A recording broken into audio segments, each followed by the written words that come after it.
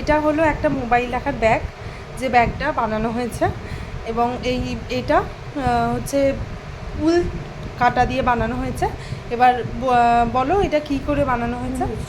প্রথমে আমি এখানে 19টি চেন নিয়েছি, তারপর আবার 3টি চেন এক্সট্রা নিয়েছি করে, তারপরে এটা 3টে কালার নেওয়া হয়েছে, ব্লু, সাদা এবং হলুদ।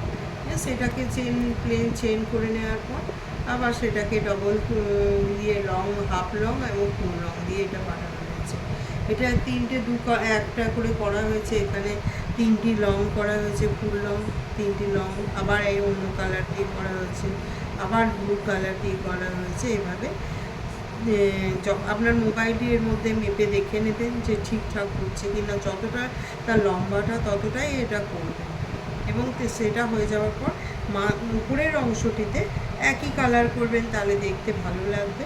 এবং এখানে একটা কোনো ফুলের ক্রুশেরই ফুল বানিয়ে দিন বা নিজের কেনা ফুল কিছু লাগিয়ে দিন এবং এখানে একটি বোতাম লাগিয়ে দেবেন এবং বোতামটি এখানে ঘর করে দেবেন যেটাতে ওটা আটকে থাকবে। এইটা আপনার হয়ে গেল একটি মোবাইল রাখার ব্যাগ।